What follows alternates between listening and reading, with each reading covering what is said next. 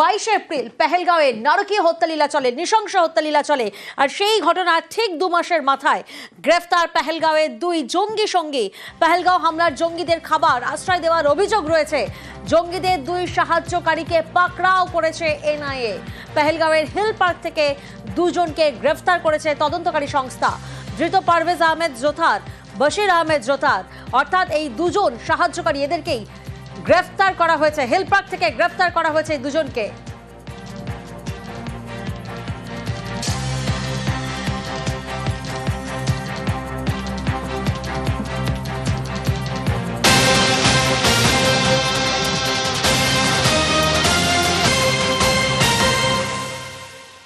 ঘরের ভিতর বিভীষণ, ফের পাঞ্জাবে পাকড়াও 2 পাকচর। আইএসআইয়ের সঙ্গে যোগাযোগ ছিল 2 চরের। পেন ড্রাইভের মাধ্যমে চলতো তথ্য পাচার। অমৃতসর গ্রামীণ পুলিশের অভিযানে বড়সড় সাফল্য। গ্রেফতার পাকচর গুরপ্রীত সিং, সাহেল মাসি। ধৃতদের থেকে 2 মোবাইল বাজেয়াপ্ত করা হয়েছে।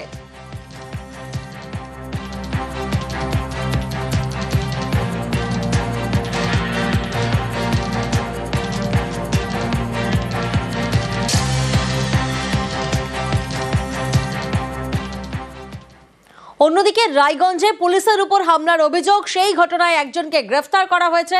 ধৃত আনসারুল মোহাম্মদ রায়গঞ্জের কর্ণজোড়ার বাসিন্দা এবং সিসি ক্যামেরার ফুটেজের সেই ছবি এই মুহূর্তে আপনাদেরকে দেখাচ্ছি।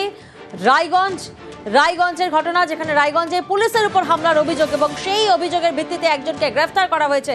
প্রতিনিধি মুক্তা এই মুহূর্তে আমাদের সঙ্গে রয়েছেন। মুক্তা, ঠিক কি জানা যাচ্ছে, কোথা থেকে কিভাবে এই গ্রেফতারি? দেখো, তোমাকে বলি হচ্ছে শুক্রবার রাতে যে পুলিশ কর্মী সার্ভিস রিভলভার দিয়ে সাধারণ মানুষের হুমকি এবং যে জায়গা কিনতে গেলে হত্যা দিতে হবে, সেই তার অভিযোগে কিন্তু তাকে মারধর করা হয়। সেই ছবি কিন্তু ভাইরাল হয়েছিল, সেটা আমরা দেখিয়েছি। কিন্তু আজ যে একটা সিসিটিভি ফুটেজে ভাইরাল হয়েছে, সেখানে দেখা যাচ্ছে যে পুলিশ কর্মী ছিল তাকে কিন্তু এলাকার গ্রামবাসীরা মারধর করছে। সেই সিসিটিভি ফুটেজ তদন্ত করে কিন্তু রায়গঞ্জ থানা পুলিশ একজনকে গ্রেফতার করেছে এবং 2 দিনের কিন্তু আদালত জেল হেফাজতে দিয়েছে। তো এই বিষয়কে কেন্দ্র করে চাঞ্চল্য ছড়িয়েছে। সবচেয়ে বড় বিষয় যে পুলিশ কর্মী রয়েছিল, তার অভিযোগ করছিল যে ওই এলাকায় দীর্ঘদিন থেকেই কিন্তু দাদাগিরি করছিল এবং হত্যা নিচ্ছিল এবং জায়গা কিনতে গেলে কিন্তু তাকে হত্যা দিতে হবে। সেই ঘটনাকে কেন্দ্র করে এবং গ্রামবাসী প্রতিবাদ করতে গেলে তার সার্ভিস রিভলভার দিয়ে কিন্তু হুমকি দিত। তখনই কিন্তু গ্রামবাসীরা মারধর করে তখনই কিন্তু প্রাণ বাঁচতে কিন্তু ছুটে যায়। সেই ছবিটা কিন্তু ভাইরাল হয়েছিল। তারপরে কিন্তু অনেক রাজনৈতিক তর্ক বিতর্ক জড়িয়ে পড়ে। তবে রায়গঞ্জ থানা পুলিশ গ্রেফতার করেছে এবং তাকে 2 দিনের জেল হেফাজতে দিয়েছে। এটাকে কেন্দ্র আরো পুলিশ কিন্তু তদন্ত শুরু করছে। মোট 7 জনের নামে এফআইআর হয়েছে, তার মধ্যে একজনকে গ্রেফতার করতে পেরেছে পুলিশ এবং 6 জনের খুঁজে। সানাউল্লাহ বলে যিনি আছেন, তিনি নিজেই একটা কমপ্লেন করেছিলেন যে তিনি ঘটনার দিন যখন ডিউটি থেকে বাড়ি ফিরছিলেন তখন কিছু দুষ্কৃতী তাকে ধরে রাস্তায় আটকায় এবং প্রাণে মেরে ফেলার উদ্দেশ্যে তাকে আহত করে এবং যার জন্য রায়গঞ্জ মেডিকেল কলেজ হাসপাতালে তার চিকিৎসা হয় এবং ইনি এতে 7 জনের নামে লিখিত অভিযোগ দায়ের করেন রায়গঞ্জ থানায়। এবং পরবর্তী সময় পুলিশ তদন্ত চলাকালীন এই আনসারুল মোহাম্মদ বলে একজনকে আজকে অ্যারেস্ট করে আজকে রায়গঞ্জ আদালতে প্রডিউস করেছে এবং সব শুনে বিচারক তাকে আগামী 24/6 পর্যন্ত জেল কাস্টাডিতে রাখার অর্ডার দিয়েছে এবং আগামী 24 তারিখে এর পরবর্তী শুনানি আবার হবে। তার বিরুদ্ধে ওই প্রাণে মেরে ফেলার জন্য 109 ধারা এবং 115(2) ধারা এবং আরো অন্যান্য ধারা বিএনএসএস এতে রয়েছে। বাড়ি করতে হলে ওনাকে টাকা দিতে হবে, 50,000 দিতে হবে এবং কি 20,000-এর উপরে ওনাকে টাকাও দেওয়া হয়েছে। তা সত্ত্বেও উনি আমাদের নামে যেখানে সেখানে কমপ্লেন করে বেড়াচ্ছে, আমার বাড়ি করতে দিব না, এটা করতে দিব না।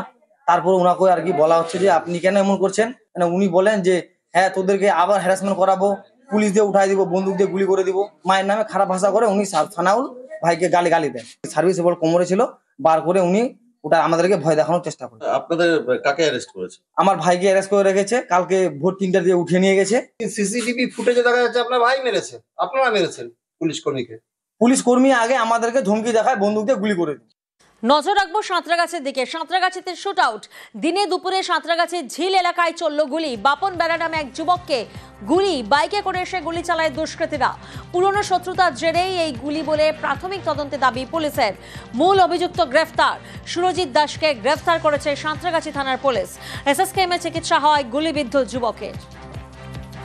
যারা গুলি আমাদের চালিয়েছে পুরো হাওড়া ডিডি সাথ দেয় ওদের। আমি দেখতাম আমার বাড়ি থেকে গেছিলাম, চা খাচ্ছিলাম, তারপরে ওরা এদিকে আমাদেরকে গুলি চালিয়েছে। আগে থেকে ঝগড়া ছিল, খেলাধুলা মাঠ ফাট নিয়ে ঝগড়া হয়েছিল, ব্যাস এইটুকুনি, আর বাদ বাকি আর কিছুই নয়। ফুটবল খেলা নিয়ে ঝগড়া হয়েছে, ফুটবল খেলা নিয়ে ঝগড়া হতে এত দূর অব্দি ওরা এগিয়ে গেছে। হাওড়া পুলিশ ওদের হয়ে কোনো কিছু বলেই না, পুরোপুরি দোষ আমাদের উপর দিচ্ছে, আর কিছু নয়।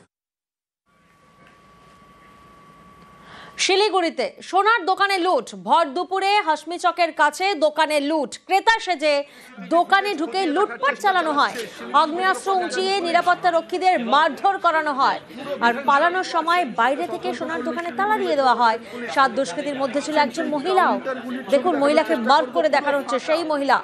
বাইকে পালানোর পথে তাড়া করে ট্রাফিক পুলিশ, ধাওয়া করে আগ্নেয়াস্ত্র সহ 2 দুষ্কৃতীকে গ্রেফতার করা হয়েছে। ক্রেতা সেজে দোকানে ঢুকে চলে লুটপাট।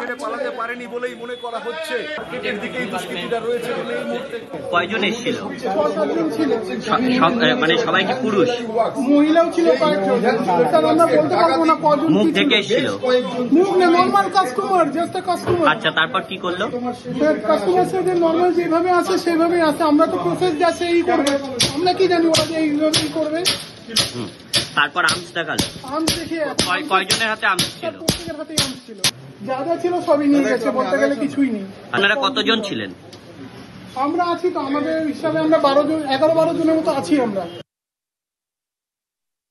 প্রত্যেককেই ধরা হবে এবং ইমিডিয়েটলি 2 জন অ্যারেস্টেড হয়েছে। কথা বলি, তারপরে বুঝতে পারবো। ইমিডিয়েটলি 2 জন অ্যারেস্টেড হয়েছে, ব্যাপারটা দেখতে দিন। বিচ্ছিন্ন ঘটনা, কড়া হাতে দমন করা হবে। হিন্দিতে কথা বলছিল এবং হিন্দি এরা স্থানীয় বাসিন্দা কিনা আমার যথেষ্ট সন্দেহ আছে। পুলিশ বুঝতে পারবে কোথা থেকে এসছে, কোথায় ঢুকছে। এই সীমান্তবর্তী জায়গাগুলো রাজ্যে কড়া নজরদারিতে থাকে, কিন্তু একা রাজ্যের পক্ষে সম্ভব নয়। ইন্টারস্টেট নজরদারি আরও বেশি বাড়াতে হবে। নার্সিংহোমের আড়ালে ভুয়ো সার্টিফিকেটের কারবার, রহমতুল্লাহ গৌতমের যোগ সাজসে বেআইনি কারবার। বাসন্তীর নার্সিংহোমের আড়ালে জাল বার্থ সার্টিফিকেট, সন্তান প্রসবের ব্যবস্থাই নেই রহমতুল্লাহ নার্সিংহোমে। পাঠানখালী পঞ্চায়েতের নামে ভুয়ো জন্ম শংসাপত্র, 2 বছর ধরে ভুয়ো সার্টিফিকেট চক্রে যুক্ত এই রহমতুল্লাহ। ভুয়ো বার্থ সার্টিফিকেট পিছু 1000 টাকা পেত রহমতুল্লাহ গৌতমের আর্থিক লেনদেনে এবার নজর তদন্তকারীদের। জাল সার্টিফিকেট কারবার চালাতে কি নার্সিংহোম তৈরি করা হয়েছিল? বিভিন্ন প্রশ্ন সামনে আসছে। নার্সিংহোমের রেজিস্ট্রেশন আছে কিনা তদন্তে পুলিশ। অন্যদিকে 27 ঘন্টা কেটে গেছে, 27 ঘন্টা পরও এখনো গোডাউনে আগুন। গতকাল বারাসাতের পেরগাছায় গোডাউনে ভয়াবহ আগুন লেগে যায়। এখনো সেই গোডাউনের আগুনের পকেট ফায়ার। পরিস্থিতি নিয়ন্ত্রণের চেষ্টায় দমকলের 20টি ইঞ্জিন কাজ করছে। প্রতিনিধি জিয়াউল এই মুহূর্তে আমাদের সঙ্গে রয়েছেন। জিয়াউল, ঠিক কি আপডেট সামনে আসছে? একদম দেখো, প্রায় বারাসাত পীরগাছার গোডাউনে 27 ঘন্টা পেরিয়ে গেলেও এখনো পর্যন্ত একাধিক পকেট কিন্তু আগুন লক্ষ্য করা যাচ্ছে। অর্থাৎ সন্ধ্যাবেলা দমকল আধিকারিকরা জানায় আগুন বেশ কিছু জায়গায় ধোঁয়া লক্ষ্য করা যাচ্ছে, কিন্তু রাত হয়তো বাড়ছে। অর্থাৎ প্রায় 27 ঘন্টা পেরিয়ে গেলেও একাধিক পকেট থেকে এখন নতুন করে আগুন দেখা যাচ্ছে এবং ইতিমধ্যেই দমকলের 20টি ইঞ্জিন ঘটনাস্থল 3 সাইড থেকে আগুন নেভানোর কাজ করছে। পকেট যে ফায়ার, সেখান থেকে কিন্তু আগুন নেভানোর কাজ করছে, কিন্তু যেভাবে আগুনের তীব্রতা অত রাত বাড়ছে ততই কিন্তু আগুনের তীব্রতাও বাড়ছিল। সন্ধ্যার সময় আগুন পুরোপুরি নিয়ন্ত্রণে ছিল, একদম দমকল আধিকারিক জানিয়েছিলেন, কিন্তু রাত বাড়ছে ততই কিন্তু আগুনের তীব্রতা বাড়ছে। ইতিমধ্যেই কিন্তু দমকলের প্রায় 20টি ইঞ্জিন ঘটনাস্থলে রয়েছেন, তারা কিন্তু আগুন নিয়ন্ত্রণের চেষ্টা করছেন। ফলে একদিকে পকেট ফায়ার, অন্যদিকে এই জায়গা থেকেই তো প্রশ্ন আসছে যে হঠাৎ করে আগুন ছড়িয়ে পড়লো কিভাবে? একদম দেখো, দমকল সূত্রে খবর, তার কারণ একদিকে মানে দাহ্য পদার্থ এবং রং, এই ধরনের কেমিক্যাল সেখানে রয়েছেন। ফলে সেখানে এখনো পর্যন্ত উপরে যে সেট, টিনের সেট, সেটা কিন্তু ভেঙে নিচেই পড়ে গেছে। ফলে তার নিচেই কিন্তু প্রচুর পরিমাণে দাহ্য পদার্থ এখনো রয়েছেন। ফলে সেখানে এই ফায়ার, যারা ফায়ার ব্রিগেড কর্মী রয়েছেন, তারা কিন্তু জল সেখানে পৌঁছাচ্ছে না, এমনটাই কিন্তু তারা জানাচ্ছিলেন। সন্ধ্যাবেলায় তারা জানাচ্ছিলেন যে তার জন্যই কিন্তু রাতেও আলোর ব্যবস্থা করা হয়েছে, যাতে এই আগুনের জেরেই তো গোডাউনের আশপাশের একাধিক বাড়িতে ফাটল পর্যন্ত দেখা যাচ্ছে। কমপক্ষে 10টি বাড়িতে ফাটল, আতঙ্ক। সেক্ষেত্রে যারা সেই বাড়িতে থাকেন তাদের জন্য বিকল্প ব্যবস্থা কিছু করা হচ্ছে এবং ফাটলের সেই ছবিও কার্যত দেখা যাচ্ছে। এখনো পর্যন্ত প্রায় 60টির মতন বাড়িতে ফাটল দেখা দিয়েছে। 80টি পরিবারকে অন্যত্র সরানো হয়েছে এবং যে সমস্ত 10টি বাড়িতে ফাটল দেখা দিয়েছে তাদেরকে কিন্তু অন্যত্রে সরিয়ে নিয়ে যাওয়া হয়েছে এবং প্রশাসন সেই ব্যবস্থা করেছেন। তার কারণ যে কোনো মুহূর্তে যেভাবে একের পর এক বাড়ি ফাটল দেখা যাচ্ছে, সেই বাড়ির ফাটল আবার ভেঙে পড়তে পারে, তার জন্য প্রশাসন তাদেরকে সরিয়ে নিয়ে গেছে। ফলে এলাকায় একটা যথেষ্ট আতঙ্ক পরিবেশ তৈরি হয়েছে। তার কারণ যেভাবে আবার নতুন করে আগুন দেখা যাচ্ছে। বেশ, ধন্যবাদ জিয়াউল।